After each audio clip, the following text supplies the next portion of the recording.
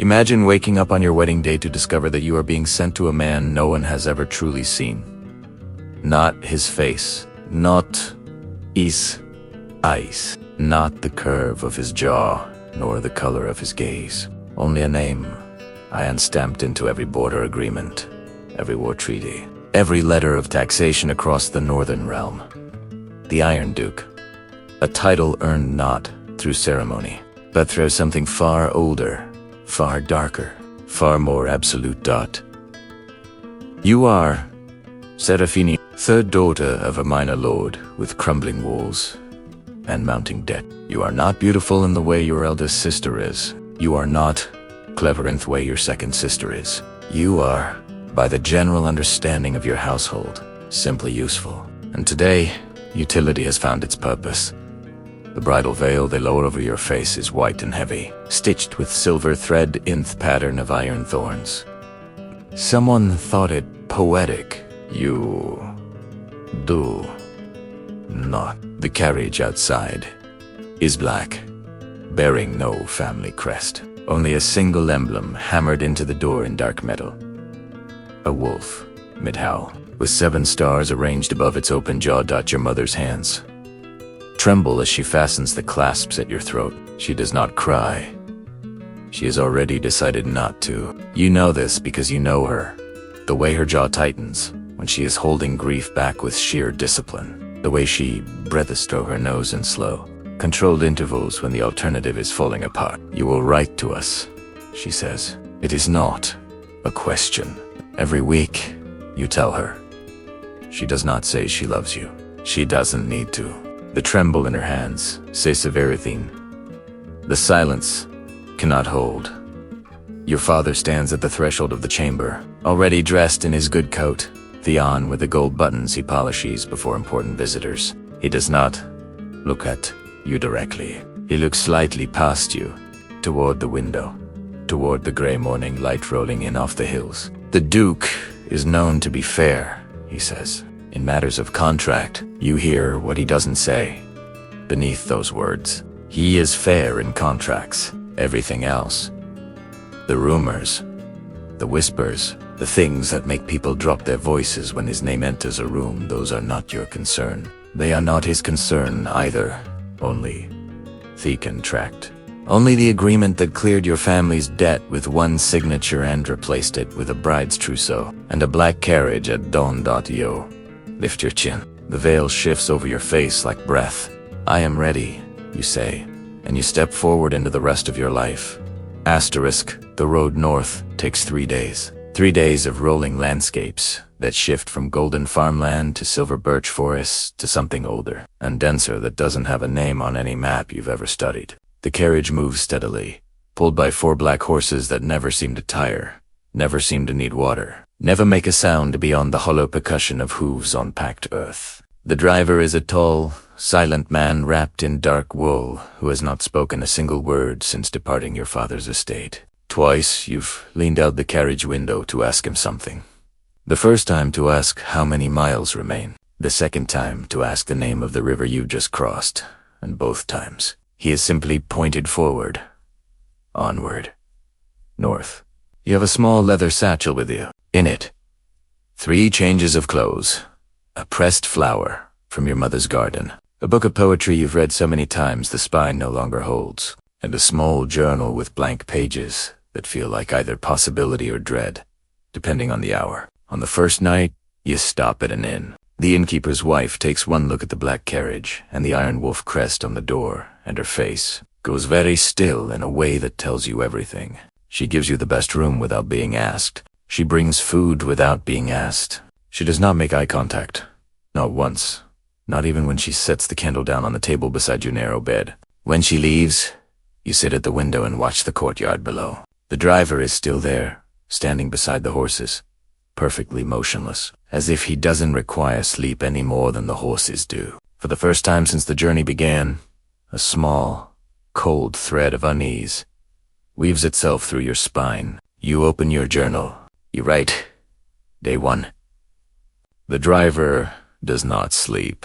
The horses do not drink. The inn wife would not look at me. I begin to understand that I have been sent somewhere that operates by rules I do not yet know. Then you close the journal and make yourself sleep. On the second day, the forest closes around the road like a fist. The trees here are ancient, broad-trunked, and cathedral. Their canopy so dense that midday looks like dusk beneath them. Strange sounds filter through the wood, low and resonant, not quite animal, not quite wind. Once the carriage slows, and you press your face to the window, and you see through the dark lattice of Branchy's eyes, gold bright and unblinking, watching from the shadows between trunks. Not one pair, many.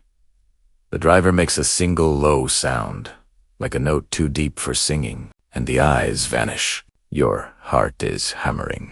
You sit back against the cushioned seat and remind yourself of what your mother taught you when you were small and afraid of the dark. You are the daughter of Aldrin Keep. You carry yourself with your spine straight, your breath even, and your hands still. Fear is a passenger. It does not drive. You breathe. You open your book of poetry. You read the same stanza 17 times without absorbing a single word. It helps, anyway. The ritual of reading, the familiar weight of the pages. These things hold you. On the morning of the third day, the forest breaks. Asterisk, and you see it. The Iron Keep rises from a plateau of dark stone like something that was not built, but rather grown, as though the earth itself exhaled it upward over centuries. It is enormous, not in the excessive, decorative way of a royal palace, but in the stripped, absolute way of something built for endurance rather than impression. The walls are black-gray granite, smooth and seamless. There are no banners, no flags, no colored glass in the high windows. The towers are blunt and purposeful. The gate, vast iron, worked into the same wolf motif that marks the carriage door, stands open, as if waiting, as if expecting you. The carriage crosses the bridge over the dry moat, and for the first time in 3 days, the driver speaks. One sentence, low and certain. Welcome to Vorith Keep, my lady. The Duke does not come to greetings. You note the phrasing. Not, he cannot. Not he is occupied. Though, not. A choice, then a deliberate, practiced distance. A woman meets you in the outer courtyard. She is perhaps 50, sharp-eyed and upright, dressed in gray wool with a ring of household keys at her hip. Her hair is iron-streaked, her expression professionally neutral, her handshake firm. I am Marin, she says, head of the Duke's household. I will show you to your chambers and answer whatever questions I am able to. Whatever you are able to, you repeat. That's an interesting qualification. Something shifts in her neutral expression. Not quite a smile, but the suggestion of one. You're sharper than the last one, she says, and then stops, as though she's said something she didn't intend. The last one. Last one. You file those 3 words somewhere quiet and careful, behind your ribs, near the place where you keep things that require investigation. Your chambers are in the East Tower. They are cold, stone-walled, and furnished with an austerity that falls just short of monastic. A wide bed with dark curtains, a writing desk near the arched window, a fireplace large enough to stand in, and shelves along one wall that are empty in a way that feels deliberate, as though waiting to be filled with the things you will bring of yourself. Despite the severity, someone has placed a single vase on the writing desk. White wildflowers, still fresh, as if cut that morning. Asterisk, you touch one petal with your fingertip. Someone knew you were coming. Someone prepared for you. Someone cut flowers at dawn so that you would not arrive to complete emptiness. You look at Marin, who is standing near the doorway with her hands folded. He doesn't come to greetings, you say, but he cuts flowers. Marin's expression gives nothing away. Is there anything you need before supper, my lady? You understand then that some questions in this keep will not be answered directly. That information here moves in a different current, not through speech, but through gesture, through placement, through what is present and what is absent. You will need to learn a new language. You have always been good at languages. Tell me about dinner, you say. Will I meet the Duke? You will meet him at the ceremony, Marin says. Tonight, you dine alone. And the ceremony? Tomorrow, at dusk. See? Pauses. He has asked that you wear the veil. Again. You have already been wearing it for 3 days. You will wear it again tomorrow, when you stand before a man whose face you cannot see, and speak words that bind you to him by law, and by something older than law. Both of you veiled. Apparently, both of you. You stand at the window after Marin leaves, looking down at the keep's inner courtyard. Torches are being lit as evening falls, casting amber pools of light against the dark stone. Several figures move through the courtyard. Guards, servants, you assume. But there is one who stops you, a figure at the far edge of the yard, near the iron gate that leads to what looks like a training ground. Tall, still, wearing a coat the color of old blood, a hood drawn up despite the fact that there is no rain, no cold, beyond the ordinary autumn chill. The figure is not moving, is not doing anything, apparently, except standing and looking up at your window. You cannot see a face. You can see nothing at all beneath that hood, from this distance, in this light. But something in the stillness, the absolute unhurried certainty of that upward gaze, makes the breath stop in your chest for a full 3 seconds. Then the figure turns and walks through the iron gate and disappears. You press one hand flat against the cold stone of the window frame and breathe. You write in your journal that night, I arrived today. The keep is ancient and severe, and there are flowers on my desk. I think I saw him. I am not certain, but if I did, he was watching before I even thought to look. Asterisk, the ceremony takes place at dusk. As Marin said, you are dressed again in the white gown with iron thorn stitching, your veil lowered over your face. Your hair coiled at the nape of your neck in the style your mother taught you, the one she used for formal events. Simple and precise and impossible to undo in a hurry. You carry no flowers. No one offered any, and you didn't ask. You carry instead only your own hands, clasped loosely at your waist, and the quiet, deliberate management of your breathing. Marin walks with you through torchlit corridors that wind downward into what must be the oldest part of the keep. The stone here is different, darker, almost black, with markings along the walls that are not quite words and not quite symbols. Something between language and instinct. You run your fingertips along them as you walk and feel a faint vibration, like a string plucked in another room. What are these? You ask. Old, Marin says. You wait for more.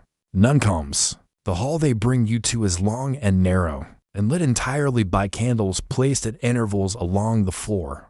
Their light low and amber and reverent. At the far end, elevated by 3 shallow steps, there is a stone altar, not in a religious sense, or not primarily, more of a table, ancient and smooth, bearing the chalices and a length of iron chain so fine it looks like thread.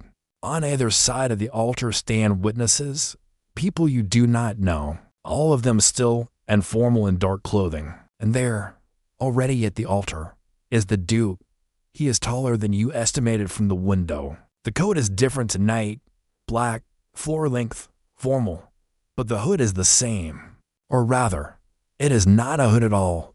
You realize as you draw closer. It is a mask, iron, worked in the same wolf motif, but refined, precise, fitted perfectly to the shape of a face without revealing one. It covers everything from his brow to just below the jaw. His neck is bare. His hands, resting at his sides, are bare, and you focus on them because they are the only part of him you can see with certainty. Long-fingered, strong, with faint silver scarring across the knuckles that might have been old wounds, or might have been something else entirely. The hands of someone who has lived in a body long enough to collect its history. You stop at the foot of the steps. He does not move to greet you or extend a hand. He simply waits, the way the keep waits. The way the road waited, the way everything in this world you're beginning to understand exists in a permanent state of patient, implacable certainty. The efficient speaks, old words, not in any language you know, but they settle into your chest anyway as though your body recognizes them. Even if your mind does not, you repeat what you are directed to repeat. He speaks his responses in his voice. You were not prepared for his voice. Low, yes. Controlled, yes. But underneath the controlled there is a texture like dark honey in cold weather, thick and careful, and slow-moving, and it stays with you in the way voices rarely do. Pressed like a flower between the pages of your memory before you decided to keep it. When the chain is wrapped once around both your wrists, iron thin and cool and surprisingly light, and the chalice is pressed into your hands. Liquid that smells of winter forest and something older. Something mineral and deep. You realize your hands are not shaking. You expected them to shake. You're almost puzzled by their steadiness. You drink. He drinks. The chain is unwound and placed back on the altar. Marin steps forward with a length of crimson ribbon and ties one end around your wrist, one around his, a separate binding, symbolic rather than permanent. But she ties it with a particular tightness of something that means something, asterisk, and you will think about this moment for a very long time afterward. The Duke turns his iron masked face toward you and he speaks, low and only to you, words that are not part of the ceremony. Words that feel as though they have been prepared over a long time and kept waiting for this exact moment.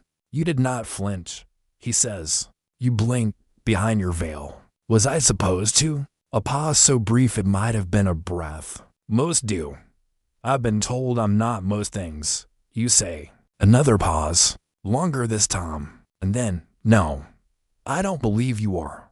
The ribbon is cut. The ceremony is done. The witnesses begin to move and the candles seem to breathe a little easier. And somewhere in the upper corridors of the keep a sound drifts down. Long and mournful and undeniable, a howl. And then another. And then a chorus of them. Rolling across the stone like a wave. Like an announcement. Like a welcome. You look up at the vaulted ceiling as the sound fills the hall. Wolves, you say. Yes, says the Duke, beside you. They live here. In the keep, they belong here, he says, and there is a weight in the distinction, belong rather than live, as if living is incidental and belonging is the whole of the matter. You turn to look at him properly for the first time, or rather, you turn toward him and look at the iron mask, the bare throat beneath it, the still quality of his posture, as if he has learned, over years of being watched, to give nothing away through movement. The mask is extraordinary up close, not threatening, exactly, more like armor that has become so habitual it no longer reads as armor. Will you always wear it? You ask, not accusing, genuinely curious. Even with me, the silence that follows is not empty. It is weighted, full of something he doesn't put into words. For now, he says, finally, you nod. It is not an answer. It is a door left slightly open, and you realize, someone who knows how to wait beside a door. Someone who knows that forcing it does nothing. That the only way through a door that someone is holding closed is to become, slowly and patiently, the person they trust to see what's on the other side.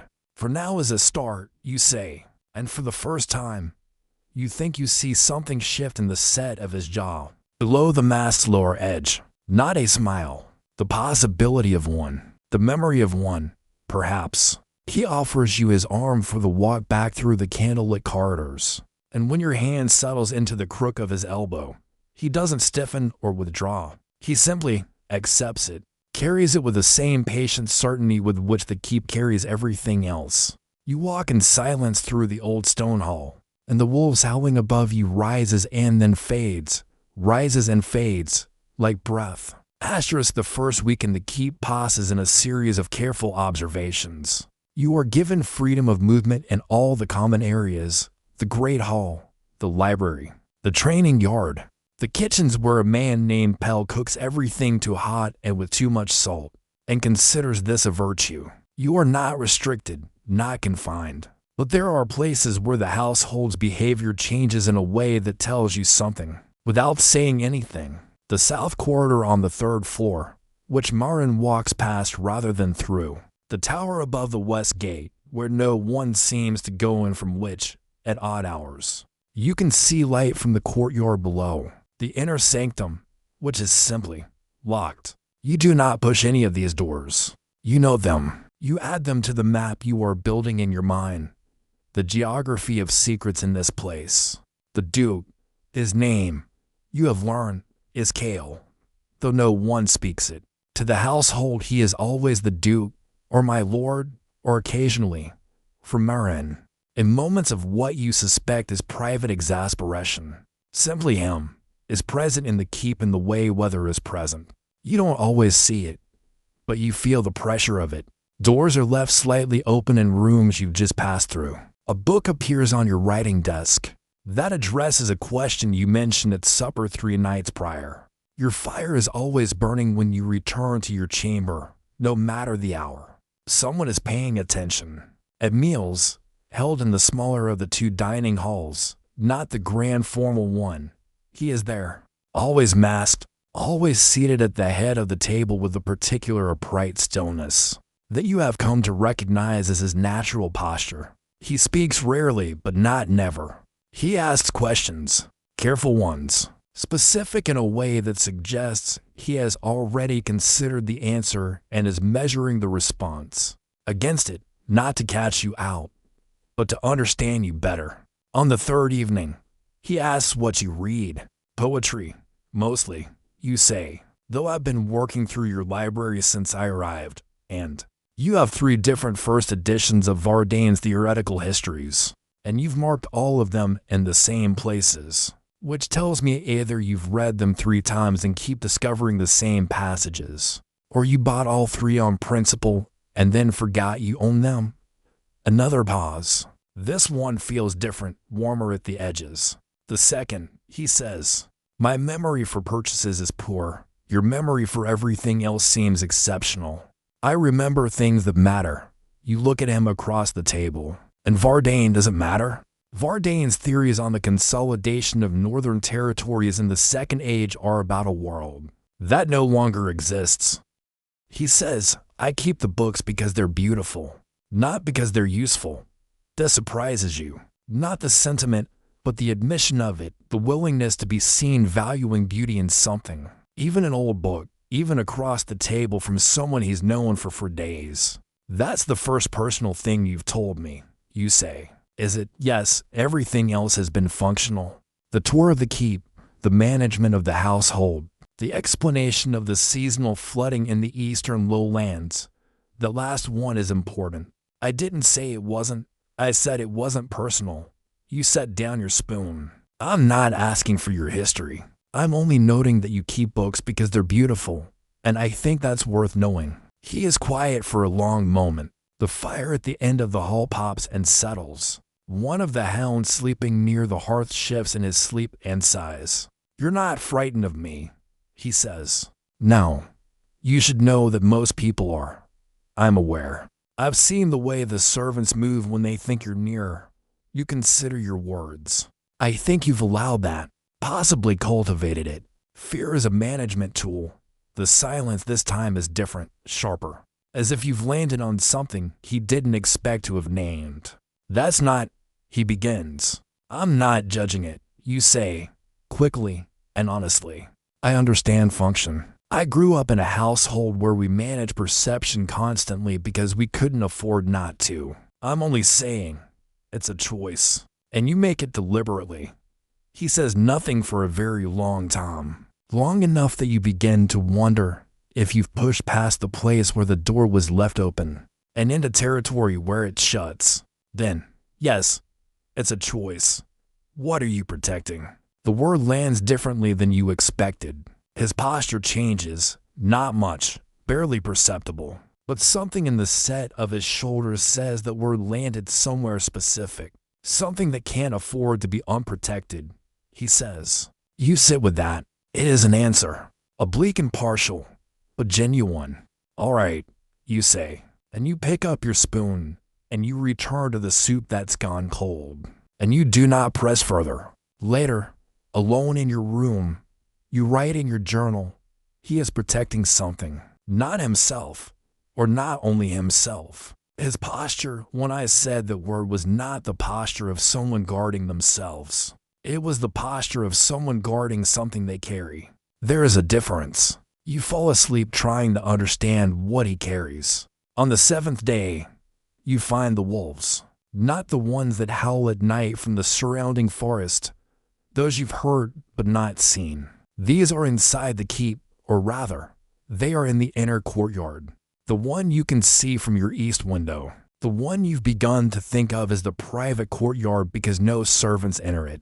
There are 3 of them, enormous, silver gray and black, lying in the weak autumn sun with the total physical relaxation of creatures who are completely secure in where they are. You are halfway through the gate when you notice them. You stop. They open their eyes. Their eyes are gold, not ember, not yellow. Gold, the specific warm gold of a lit window at night.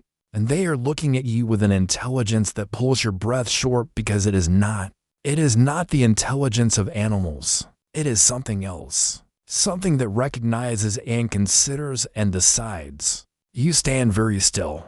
The largest one, silver gray, vast, probably shoulder height to your waist if standing, gets up slowly, stretches with an enormous fluidity, and walks toward you. You do not run. Your heart is enormous inside your chest, but your feet stay where they are. Because something in you, the part that pressed its hand against the window frame on the first night, the part that said for now is a start to a masked man at a stone altar, the part says, hold, be still, let it come.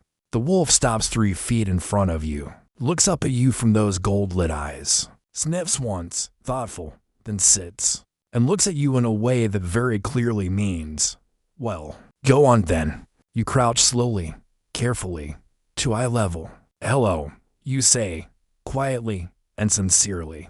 I live here now, apparently. I hope that's acceptable to you. The wolf blinks. A long, slow blink. I'll take that as provisional acceptance, you say. You hear a sound behind you. You turn. Cale is standing in the far archway that leads to the west corridor. His mask is in place, as always, but his posture has done the thing again. The slight unexpected softness, the fractional loosening of the absolute control. She doesn't usually approach strangers, he says. You look from the wolf to him, she. Her name is Vale Apaz. She's been here longer than I have. You look back at the wolf, Vale, who is still sitting, still regarding you with that gold-lit deliberate gaze. How is that possible? It's a long story, he says. I have time, you say. I live here now. He walks into the courtyard, stands several feet from you with the autumn light on his shoulders and the iron mask, and the 3 wolves who have arranged themselves with the ease of long familiarity around him. And he says, yes, you do. It is not an answer, but it is the first time he has acknowledged, plainly and without function, that you belong here, that your presence is real and recognized, and something in the way he says it, not unwelcome. You stay in the courtyard with the wolves until the light fails, asterisk on the 14th night. The dream comes. You know it's a dream because the keep looks right, but feels wrong. The proportions slightly off. The torchlight amber, where it should be gold. The wolves' eyes closed where they should be open. In the dream you are walking the south corridor on the 3rd floor, the one Marin always walks past, and the door at the end of it is open. Light comes through it, warm and quiet. The light of a room where someone has been living for a long time. You walk through. The room beyond is a study, or a library, or something between walls of books, a fireplace, a wide desk covered in maps and correspondence and what looks like a journal left open mid-sentence. And in a chair beside the fire, asleep, is a man, no mask. You see his face for the first time, and it is. You are not prepared for it, not for the scar, which runs from above his left eye to the jaw and is healed smooth and pale, and does not make him frightening, only marked, only undeniably human in the way that all evidence of survival is human, and not for the way his face, in sleep, has released the control, is open in a way that his waking posture never is, soft with exhaustion and something that looks almost like relief, like someone who has put down something very heavy and is resting before picking it up again, and not for the light that comes from him, because even in the dream you can see it, low and silver, emanating from somewhere below the skin, pulled in the scar as if the wound had never quite closed, but simply changed what it held. Not blood, light, like moonlight caught under glass. You wake with your heart hammering and your hand pressed to your own face. You don't write in the journal. You lie still in the dark and let the dream settle. Let it stop being a dream and become something you can hold and examine. The light, the scar, the relief on his face in sleep, as if the mask was not iron, but something else entirely. Not concealment, but containment. You think, he's not hiding what he looks like. He's hiding what he is. The next morning, Marin comes to your chamber before breakfast. Her expression has a quality it doesn't usually have, not quite anxiety, but the suggestion of information approaching. She stands in the doorway and does not immediately speak, which is unusual. Marin is not someone who stands in doorways with unspoken things. There was an incident last night, she says, finally. In the eastern lowland, raiders. The Duke went with the guard. You look at her. Is he's returned? He's unharmed. A pause. Mostly. You repeat. He was seen, she says. Without the mask. By 3 of the raiders who survived. She pauses again. And the weight of the pause is different from all the other pauses in this keep.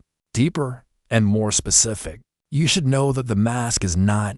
It is not vanity. It is not cruelty or distance. What it covers is dangerous, you say. She looks at you sharply.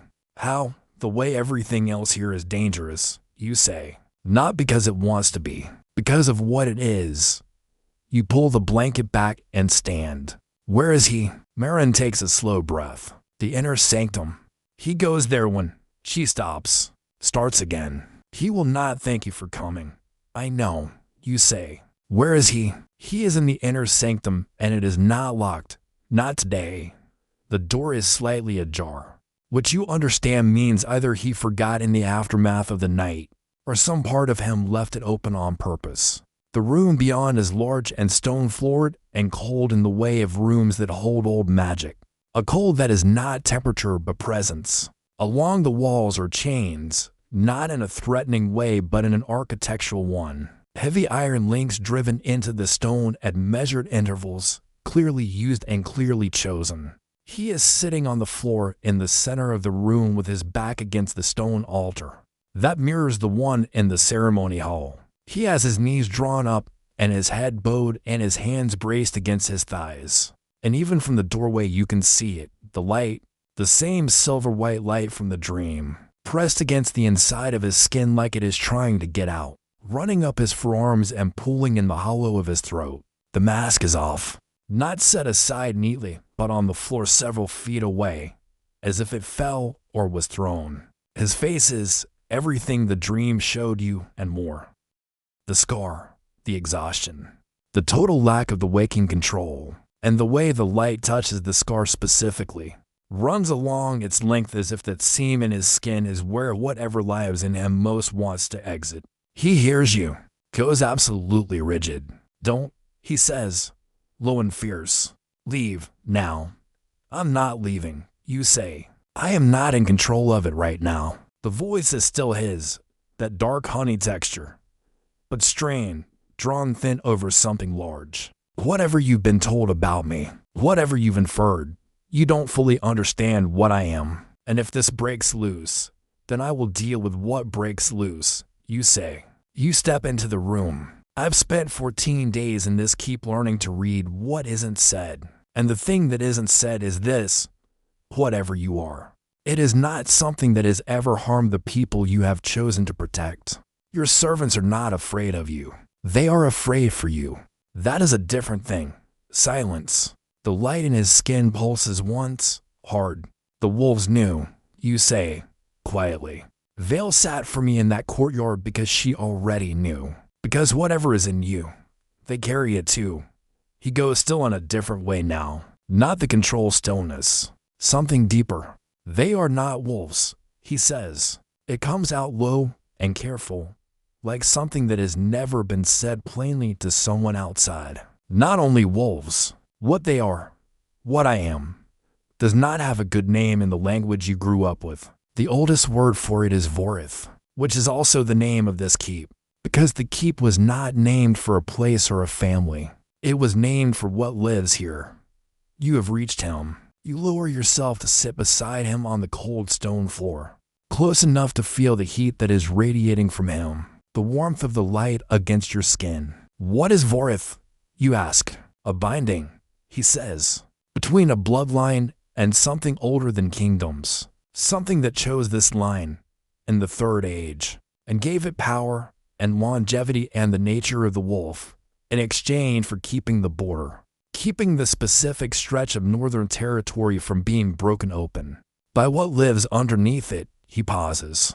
There are things beneath the northern mountains that would move south if they could, that cannot move through the territories of Vorith-bound keeps. As long as we hold, they stay contained. You sit with this. The room is cold and lit by his own silver fire. The iron chains along the walls, the mask on the floor, and the mask, when the binding runs to high, he says, it becomes visible. The light, and visible means legible. Anyone trained in old magic can read what it is, can potentially seek to break it or use it. The mask contains the light when I'm among people who aren't. He stops. Tries again. It's protection.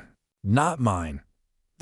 You've been protecting everyone from knowing what you carry, you say. And what you carry protects everyone from what would otherwise come through. He turns his head to look at you. His eyes, without the mask, are the same gold as the wolves. You hadn't expected that either, and the breath catches in your chest for a moment, but not with fear, with the particular weight of recognition, of understanding something you'd been almost understanding for a fortnight.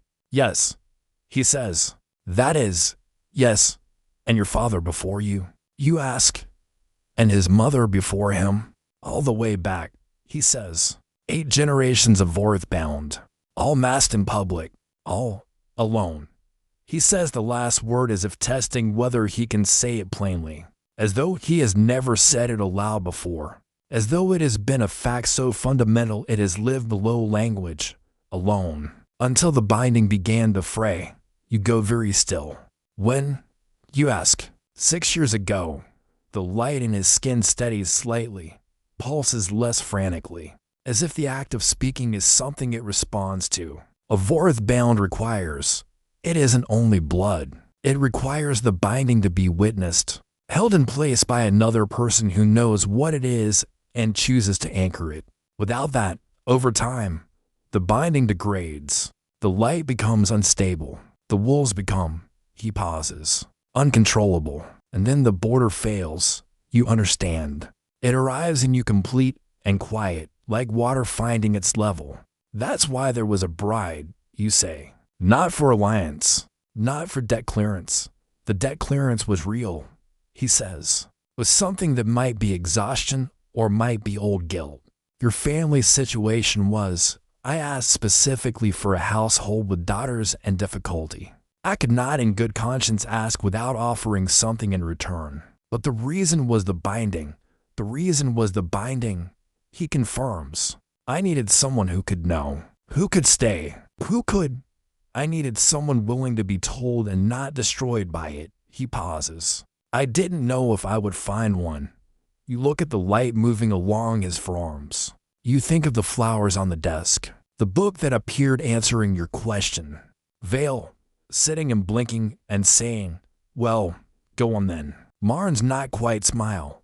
You're sharper than the last one. The voice at the altar saying, you did not flinch. The careful, patient architecture of 14 days during which he has been, you understand now. Trying to determine if you were someone he could trust with the weight of what he carries.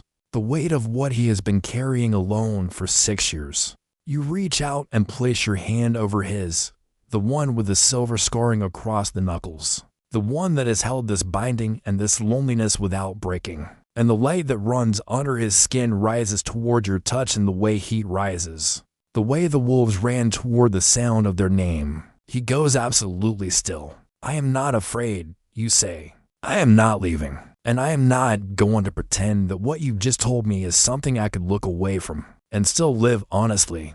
You press his hand gently.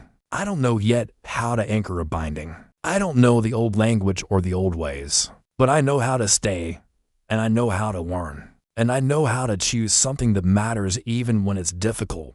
You look at him. Tell me what you need. The silence is very long. The silver light settles, not gone, but quieter, steadier, as if it recognizes something.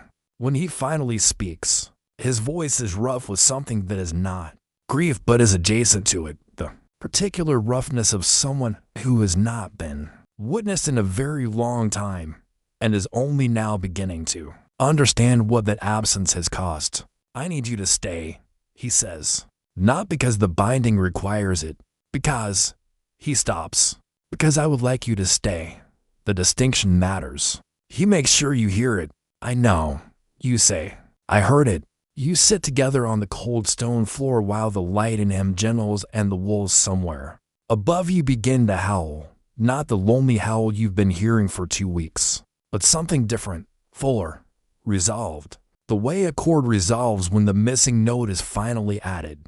The Iron Duke, the man who wears iron to protect everyone around him, the man who has been carrying an ancient covenant alone, waiting for someone willing to know and willing to stay. The man who cuts flowers at dawn for a stranger arriving at his keep, because somewhere beneath the practicalities of necessity, he is someone who values beauty in things, someone who remembers what matters, someone who has been waiting with the particular patient certainty of something ancient and bound, for someone willing to press their hand against a cold stone window frame and say, for now is a start. You are here. The veil is gone. His mask is on the floor, between the two of you. Nothing hidden, nothing any longer that needs to be. Some love stories begin with a meeting. This one began with a veil, and with a very particular kind of courage it takes to reach towards someone carrying something immense and invisible and say, I see the weight. I am not leaving. Seraphine arrived at Vorth Keep as a transaction, a debt cleared, a function fulfilled. She arrived, as she noted in her journal on the first night, at a place that operates by rules she did not yet know. But she had always been good at learning new rules, at reading the language that isn't spoken, at understanding that what people hide reveals more about them than what they show, and that the right response to someone carrying a secret is not to pull it from them, but to become, slowly and without pressure, the person they trust to hold it. Kale had built iron walls around this keep, around this face, around this ancient binding he had carried for 20 years and alone for 6. He had not built them out of pride or out of indifference. He had built them as all good walls are built, to protect what is worth protecting. He didn't know, when he sent for a bride, that he was also sending for someone who would look at his walls and understand them, not try to dismantle them, not demand what was behind them before trust was earned. Simply, stay near them long enough, with enough patience and enough presence, that the walls themselves began to shift. This is the story he did not know he was asking for. This is the story she did not know she was walking into. And this is the thing about the oldest love stories, the ones that have lasted because they are built on something real. They are rarely about people who fall toward each other easily. They are about people who earn each other, who show up in the cold stone sanctum when the light is breaking through the skin, when the mask is on the floor and the control has failed and the most frightening and most intimate version of a person is entirely visible. They are about someone sitting down on the cold floor beside the person and pressing their hand over the scarred knuckles and saying, tell me what you need. They are about someone finally being willing to answer. The howling above the keep fades into the autumn evening. The wolves settle.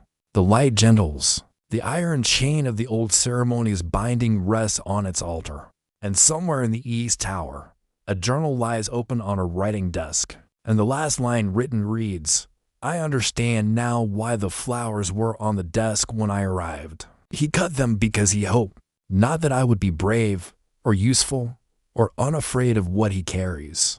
He hoped that I would stay, and I think I have only known him for 14 days. And I think that staying is the least complicated thing I have ever been asked to do. That I would have chosen this even without the debt, even without the ceremony, even without the veil.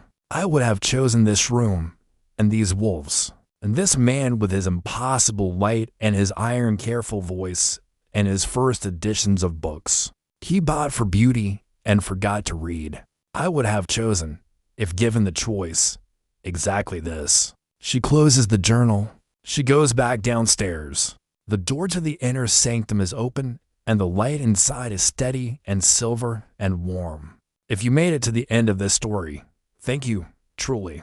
Stories like this one exist because there are people willing to sit with a slow unfold of trust, with the particular beauty of two people choosing each other not in a single dramatic moment, but across 14 days of careful observation and wolf-lit courtyards and cold stone floors. If this moved you, share it. Leave a comment with a moment that stayed with you. And if you want more stories of veils and iron and ancient bindings and the very specific kind of love that is built on the willingness to stay, you know where to find us. Until next time, take care of the people you carry things for.